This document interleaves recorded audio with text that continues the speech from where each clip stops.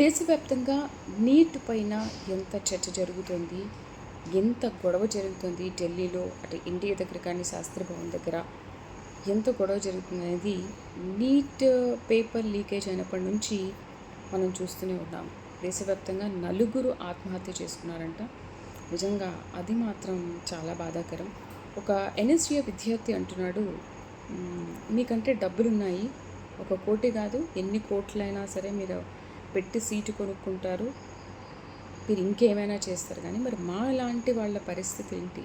మేము ఇంత కష్టపడి చదివి ఎగ్జామ్ రాస్తే మీరు సింపుల్గా పేపర్ లీక్ అయిపోయింది మీరు మళ్ళీ రాయాలని అంటే మేము వృధా చేసుకున్న టైం ఏం కావాలి?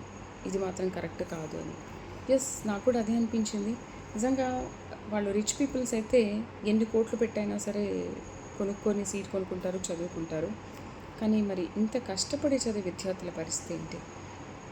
అసలు పేపర్ లీకేజ్ అనేది ఇన్ని ఇయర్స్ నుంచి ఇన్నిసార్లు, దాదాపు 89 సార్లు పేపర్ లీకేజ్ అయినప్పుడు కూడా ఎందుకు దీనిపైన ఒక స్ట్రాంగ్ యాక్షన్ తీసుకోవట్లేదు?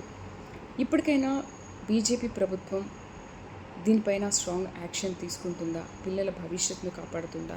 మళ్ళీ ఇప్పుడు వాళ్ళు ఎన్ని సంవత్సరాలు వేస్ట్ చేసుకోవాలి, ఎంత వేస్ట్ చేసుకోవాలి? ఉద్యోగాలు రాక ఏదో కష్టపడి చదివి ఇలా చేస్తే వాళ్ళు ఇంకేమైపోతారు? నాకైతే ఇది బాగా బాధ అనిపించింది. సో ఇప్పటికైనా బీజేపీ ప్రభుత్వం దీనిపైన ఒక సీరియస్ యాక్షన్ తీసుకోవాలని నేను కోరుకుంటున్నాను. మరి ఇది జరగడం పట్ల మీ అభిప్రాయం ఏంటి? కామెంట్ చేయండి.